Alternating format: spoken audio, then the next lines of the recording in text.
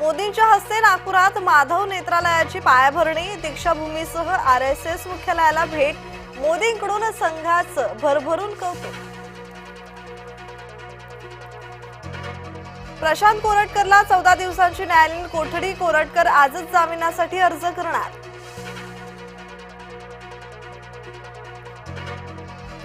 बीड हादरलं, मध्यरात्री अर्धमसला गावातील मशिदीत स्फोट, 2 तरुणांची धरपकड, जिल्ह्यात तणावपूर्ण शांतता।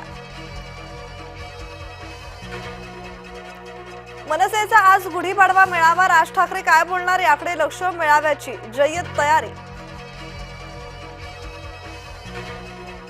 राज्यभरात गुढीपाडव्याचा उत्साह, गिरगाव, डोंबिवली, ठाणे, नागपुरात भव्य शोभायात्रा, पारंपरिक वेशभूषेत तरुणाईचाही सहभाग।